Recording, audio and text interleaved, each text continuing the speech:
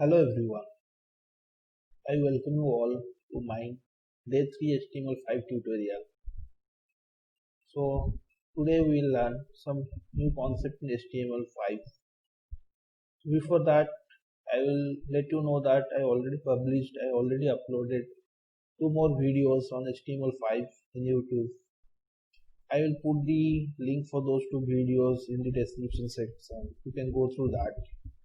In day 1 video, means I covered some of the basic concept, basic introductions on HTML5, like the meaning of the tag, why you use doc type, what is the meaning of doc type, why you are using head tag, why you are using body tag, what is the use of HTML tag, and how we can link CSS and JavaScript to our HTML page. All those concepts are being covered in day 1 training. In day 2 training, I covered how to use table to show the an array of data in column and row fashion. What do you mean by col span? What do you mean by row span? How to display the related items using a list, different type of list. Then one more important thing I covered in day 2 is how to create a navigation bar using the unordered list. Just go through my day 2 videos, it will really help you guys. So let's gear on to day 3. Today we'll learn one of the important concepts, that is the for in HTML5.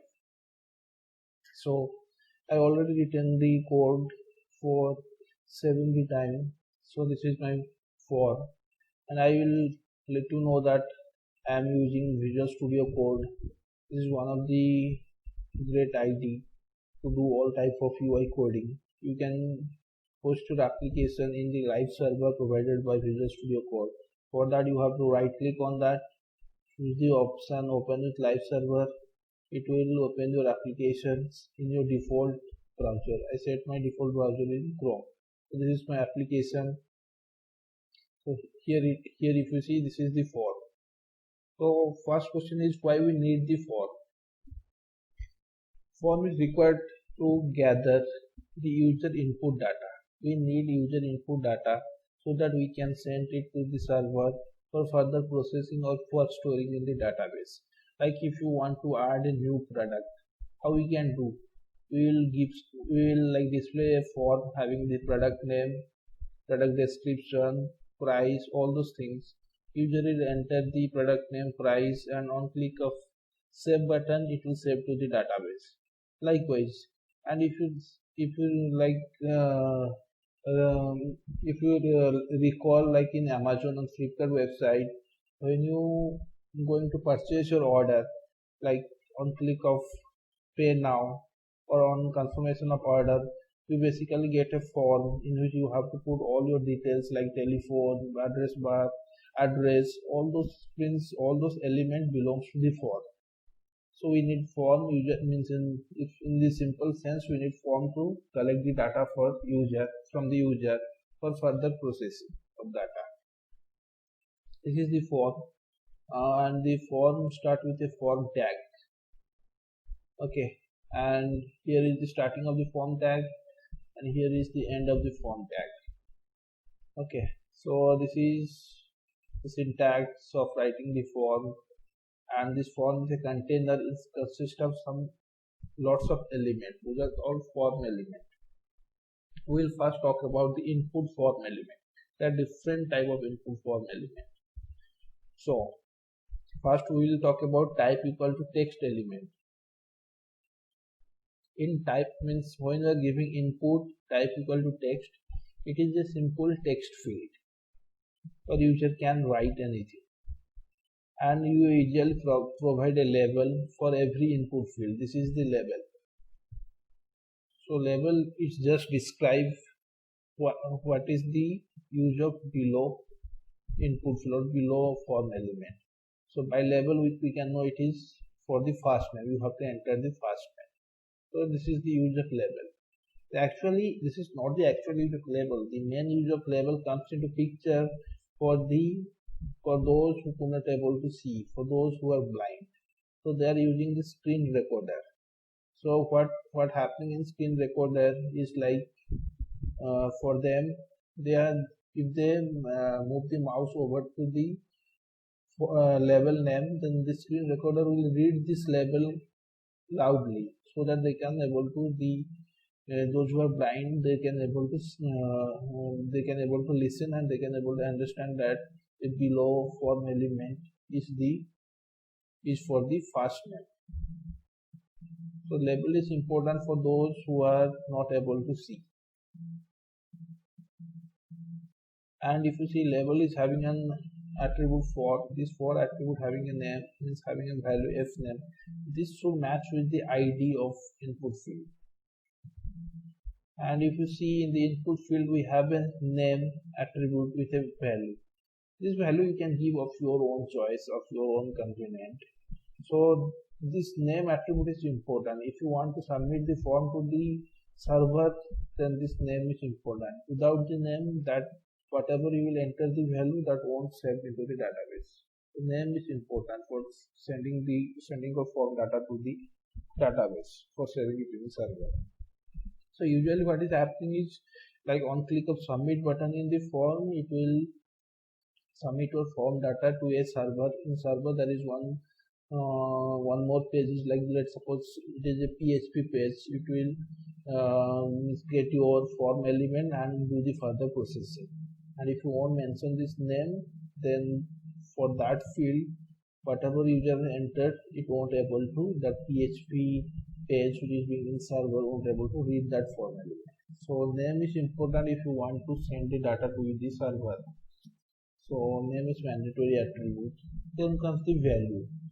So we are learning about some of the attribute of input element. Okay, so this is the value. If you want to give some predefined value, like you want on page load, the form element should display with some value, already populated value, then we have to give value equal to something. Like if I will open my page, this Anil is already being populated in the fast name, because I have written in value equal to Anil.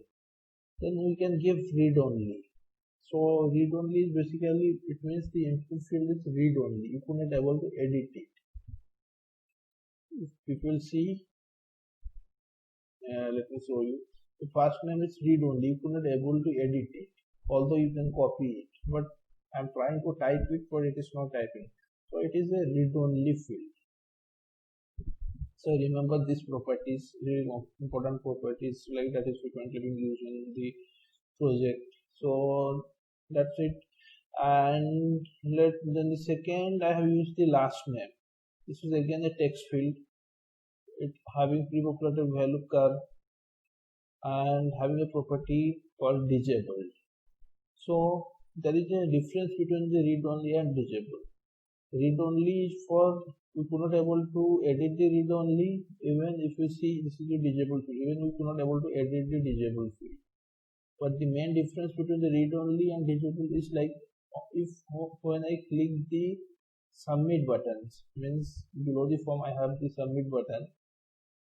Let me scroll to the top. We have the submit button. If you are seeing, this is the submit button. If I will click the submit button, then for the field, those who are disabled, for those fields we could not able to send the data to the server.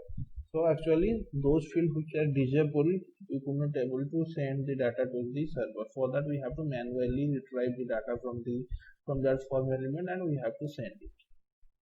Automatically we could not able to send it on click of submit button if some element is disabled. That is the main difference. But for read only, it will be sent. Then comes to the next element, input type equal to password. So earlier we learned type equal to text. Here is one point. If we are doing input and if we are not mentioning this type equal to text or anything, it will by default it will be a text field. And if we are giving some particular type, then that input element will change to that type. For example, we are using type equal to password. So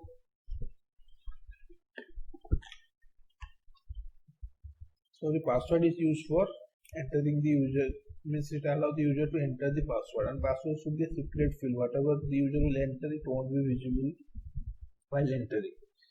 So for type equal password, how it works is the password field. If we type something, it is in form of a dot, so it is invisible because it's a password field. So how it is working? By using type equal to password. Again, we have to give ID. This ID name should match with the for name. We have to give name equal to some convenient name. Then here is new property, required property. What is the use of required property? If you are making some field as mandatory, means it's like the requirement is password is mandatory. Without password, we are not able to submit the form. It's a kind of validation, means mandatory validation. If we want some mandatory validation on some field, we have to put the required in that field. So the validation is actually being taken care by the browser itself. So every browser has different way of reflecting this error message when this field is not being filled, and we press the submit button. We'll see in a little bit. See, I am removing everything from the password. Now the password field is empty, but I am trying to, let me click on the submit button. Let me click on the submit button. On click of the submit button, okay, sorry, why it is not doing validation? Because we have included one property, no validate. If you want to bypass the validation, we have to use the no validate. Just remember that one. We'll cover it later also. No validate property. So if you see, let me comment some of the form elements so that it will be clearly visible. What I'll do, I've written lots of elements. Comment some of them up to this. See, here I am seeing here my main focus is what is the use of the required field, how we can make the field a mandatory field by using the required keyword. So now password is required. I have not entered anything. If I will click on the submit button, see, the browser is validating that please fill out this field. So this is being written in the browser. This is being taken care by browser. We have not written any code for this validation. We just use the keyword required. That's it. So our job is done by using the required keyword. So it is one of the important keyword and most frequently being used in business form creation.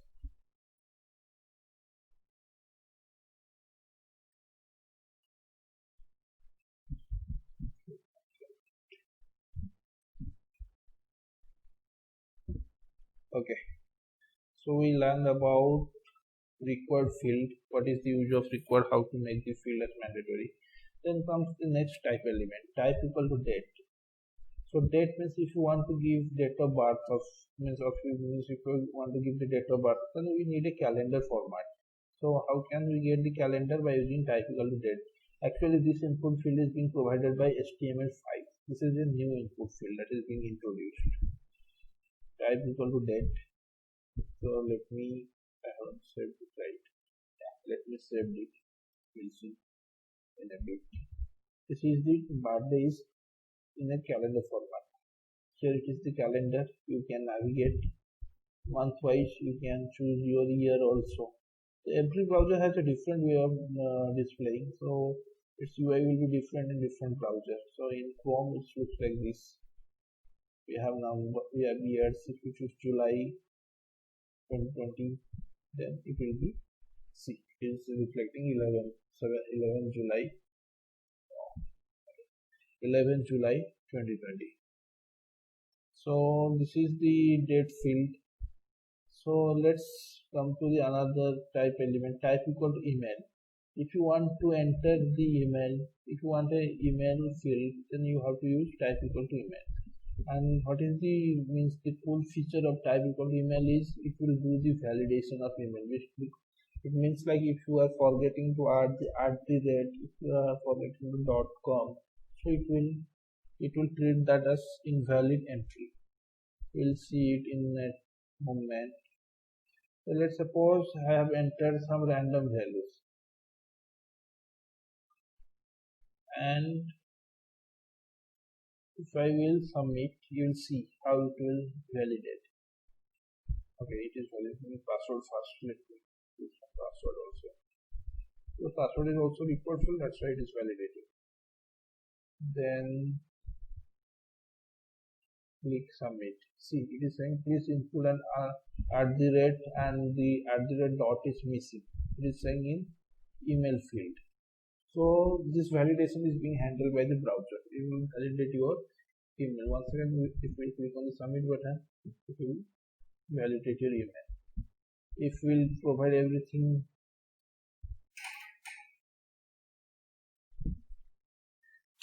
if I am providing the syntax correctly, and if now I will try to submit, it will submit your application. Everything is correct.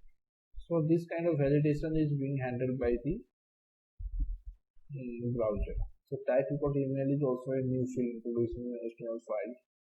And let's one more new field is type equal to file. In most of the application, you have noticed like you want a browse button which you have to choose the file and you have to upload that.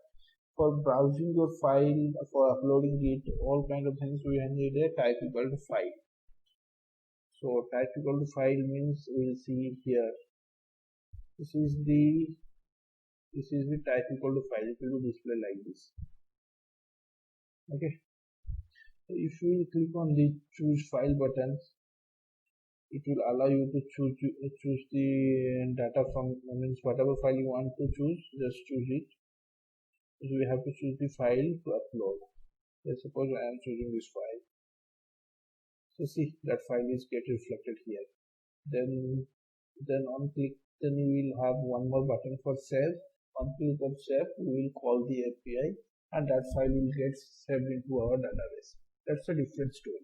So here, like what I'm saying, if you are using type equal to file, it will basically allow you to browse the file. You choose the file that we need to upload, right? I think up to this everything is clear. And one more thing here, I forgot what is the use of autofocus. Like in our application, if there will be a requirement like on page load, I want some fields to be autofocus. Some field having the mouse already into it. It is already being in the focus mode. So we'll see. We have given autofocus to email field. If we reload, we'll again reload the field. See, the email field is being autofocus. The cursor is in email field. That is the use of autofocus. If you want to focus some field on the page load, we usually use autofocus on the first field. And here comes the one more important field is type equal to number. Let's suppose if you want the input field having a numeric entry, it should have a numeric entry. It should not allow string. You should only take the number. Then you use type equal to number. Then we don't have to do the validation like it will take only number, not string. So all those validation will be like covered up if we are using type equal to number. And in number, if you see, there is one means two more important property, mean and max. In type equal number, we can specify what will be the minimum value of the number, what will be the maximum value of the number. It can be anything. Okay, so we'll see. This is the quantity field, this is the number. If we will click this arrow, it will increase starting from 1 till 10. 10 is the max. So beyond 10 it won't increase because we have given max equal to 10. If we have given max equal to 100, it will increase up to 100. If you decrease, we have given minimum value as 1, so it will decrease up to 1. So this is clear, right? So this is the use of type equal to number. Then comes type equal to range. So in the Amazon or Flipkart website or in most of the website, you have seen a slider in which you have to slide and you have to adjust the price range of the product. So that is being implemented by using type equal to range. In type equal to range also we can give min and max values, like up to what range it will increase. Minimum is the 0, maximum is the 50. So how it looks, this is the range. You can slide it starting from 0 to 50. Whatever you will slide, it will store the value in it. On click of submit button, that value will be submitted. Then we have search field. Like in, if you have seen the, if most of means all of you have used the Google, I believe. So in Google we have a search field in which you have to enter the text and means for the searching. So that field is actually having type equal to search field. How it means type equal to search is just like type equal to text, just a minor difference. You will see. This is the type equal to search. You will type something. Are you seeing this cross mark? It is means it is being available in search field. It is not being available in text field. So this is the difference. If you click on the cross, then it will go on. It will be like erased. This is the search field. This is also one of the new input field. And now comes again type equal to text. So I have written it for some validation. Let's suppose in my text field I want that maximum length of that text field should be 4. Then I have to use max length equal to 4. So up to the length 4, I can able to enter the data. If you see pin should be 4 digits, so 1, 2, 3, 4. I am typing, but I could not able to type it because I have given the validation as it should be 4 digits. So this is the use of the max length validation. So we have till now we have studied required validation. Another is maximum validation. Third one is the email validation, which is being handled by using type equal to email. Now here also I have the text, use the text field for the country code, but the main purpose is here I want to show you how to do some pattern validation. Okay. So I have given a there is a property called pattern equal to, means this is an expression, regex expression that you will get from the Google.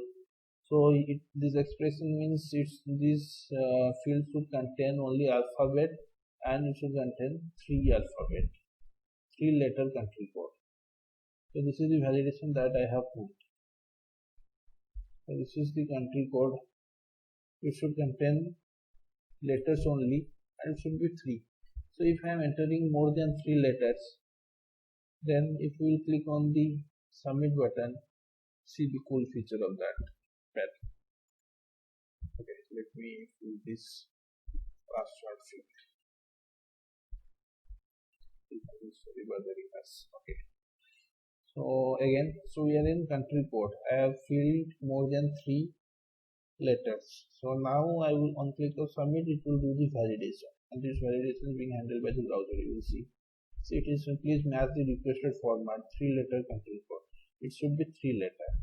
So pattern is one of the validation. If we will give the 3 letter like ASD, and before that if I am giving a numeric character also, then also it is showing it's not an incorrect format. Please match the requested format, because as per the requested format it should be 3 letter and it should be all alphabet. See, now the form get submitted. So pattern validation is also one of the validation. If you want to do some kind of pattern, this is basically used for like if you want to give pattern in telephone field, like telephone should be 10 digit and it should contain numeric only. If you want to give the pattern validation password field, like it should have one uppercase, one lowercase, one special character. So there we can use the pattern to the regex expression. This is all about the validations with some input field. Then we'll come to the input type equal to radio. Like in our requirement, like if there will be requirement like user can able to select only one among the many choices. So how we can do that? We will use the radio. So for example, here I have mentioned the gender. So one user having only one gender. One user could not have two gender. So It means we will allow the user to select only one selection. How you can do that? By using the radio buttons. For radio button, you have to write input type equal to radio, name equal to gender, means name equal to something of your convenient, value equal to some value of your convenient.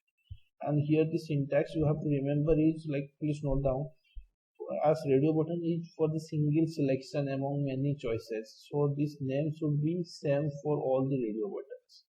So if you see all the radio button having name equal to gender, name equal to gender, otherwise it won't allow you for the single selection. And we have given below each input type of radio, we have given the label, so that this label will come just after the radio button. We'll see in a bit. This is the radio button. User can select only one. If user can select male, if a user click on the female, then male will be erased. If click on the other, then female will be erased. The selection will be removed. So it's like user can select only one at a time. And here I will tell you one more thing, like means here I want to focus on one thing, like again on the same thing, what is the importance of label. So here comes one more important level, like for those old users having in 60s or 70s, those who are having visibility problems, those who cannot able to see this small area of radio button, for them this label will help them. Like on click of this labels, we can check or uncheck this radio button. Let's suppose instead of clicking on the circle, if I am clicking on the label, then also it get checked, then also it get checked, then also it get checked. So here comes the main uses of label.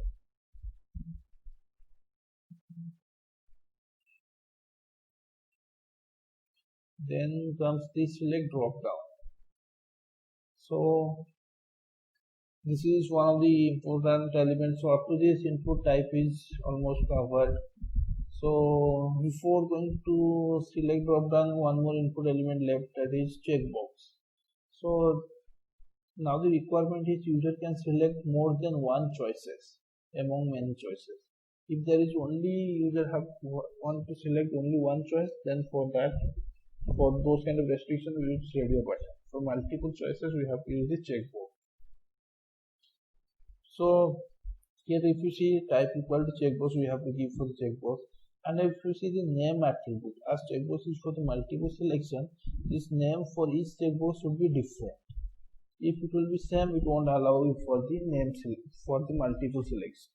So it's just an opposite of radio button. In radio button, all names should be same, but in checkbox it should be different. And we can give the value for each checkbox of your confusion. If you won't give any value, then the value will be like true or false by default. And so this is all about input type element. We'll talk about now a different element, the select drop down.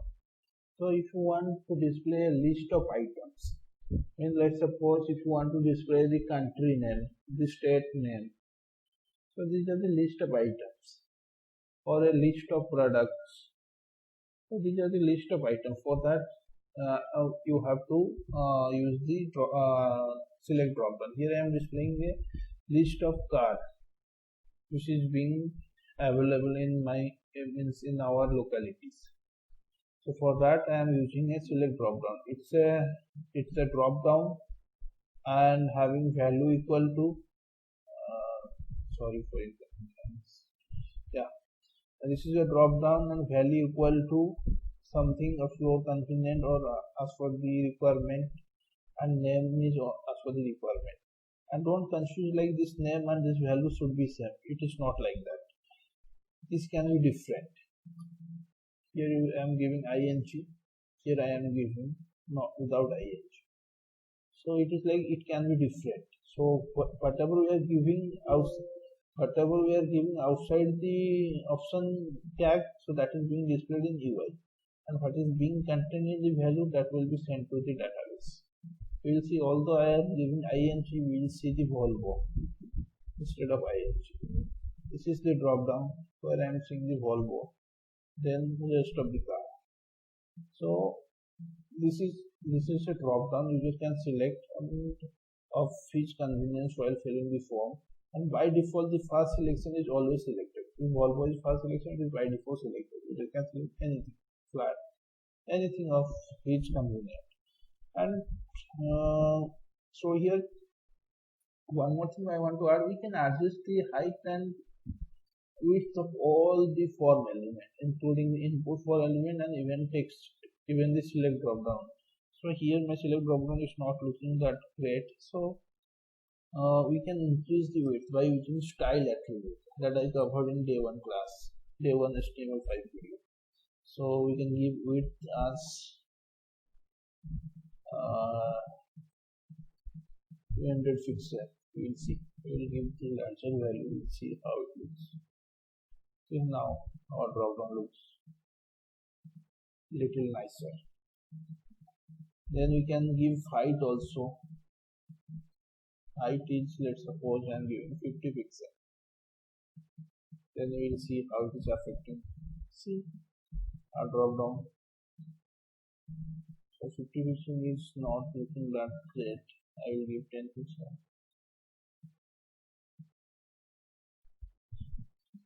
10 pixel get squeezed. So let's increase. Like it's something like you have to give using trial and error method until it looks good. So now our drop down is perfect. You can select any drop down of each component. Okay. So this is the drop down. Likewise, we can implement the width and height for all the form element. Okay. By using the style attribute. So now comes another form element called text area. So text area is a multi-line form element. Let's suppose in my form there is a requirement called you have to give the description of a product, or you have to give the comment of the product. So that can be multi. Even we can say address, that can be multi-line. So for that we have to use the text area. If you are using input type equal to text, that will be a single line. You cannot enter multi-line, but for text area you can use multi-line. So likewise in text area I am giving width and height to for its better look and feel. So this is the text area. Let me scroll down. This is the text area where you can enter multi-line comments. Okay. And here is the checkbox. I forgot to show you. So checkbox, we can check multiple items at a time. Like which is opposite that of radio button, where we can select only one item at a time. Okay. So then we will come to the button. I have used two buttons. Input type equal to submit, having value equal to submit. Whatever value we will give, that will be the name of the button. This name, submit. So if I am changing this value to something else, let's suppose I will say it's suppose order.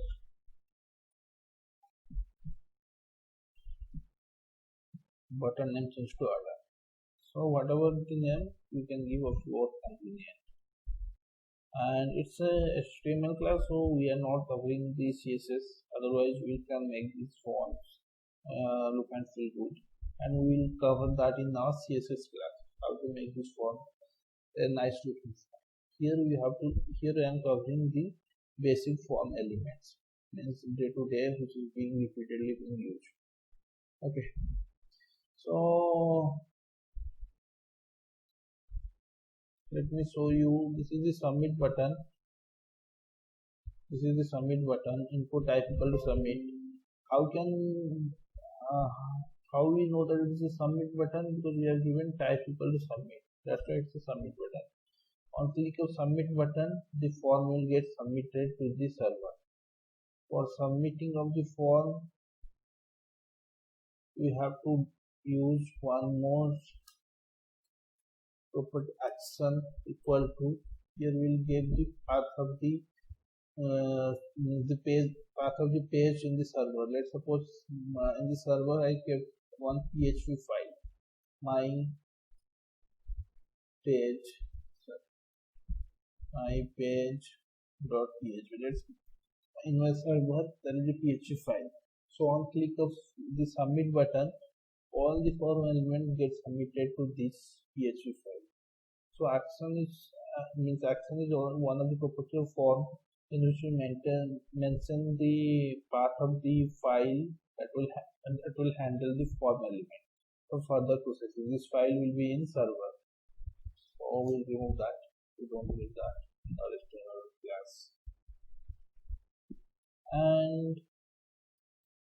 And this is the reset button. What is the reset button? It will reset your form. Let's suppose you have filled the form, but you want to reset the form. Instead of going to each and every page and erasing it, you can click on the reset button. It will reset all your previous entry. Like I have checked this checkbox. Even I have entered a country code also, in also.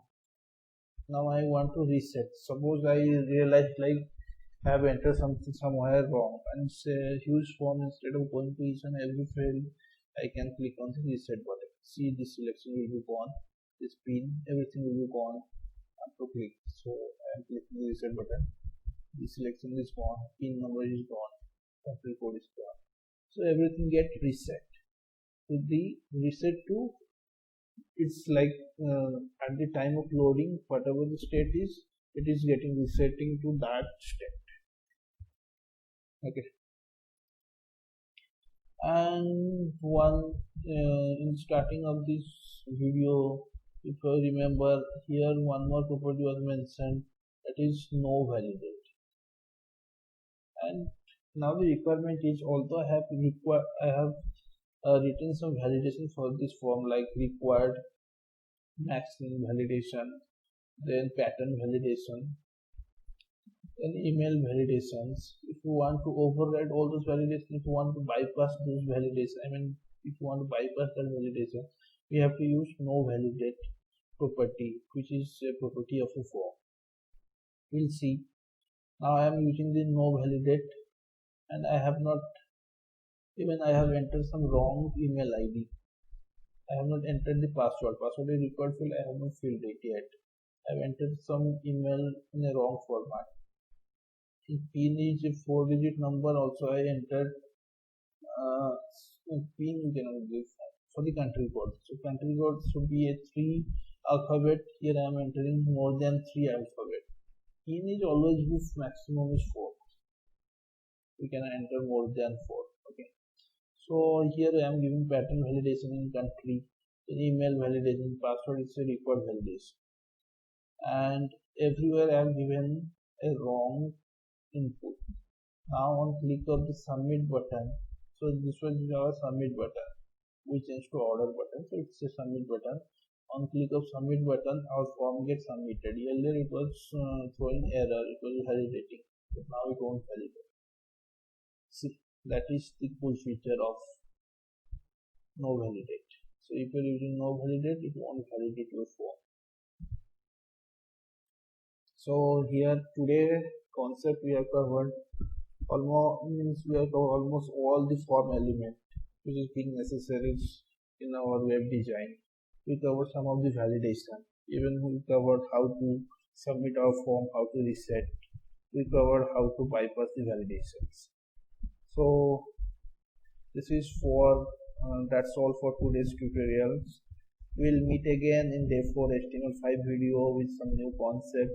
Please be tuned with me and please comment on the comment section. Please subscribe to my video. Please share as possible as you can, and please give some feedback so that we can improve our video in the next training session. Till then, take care, stay safe, stay good.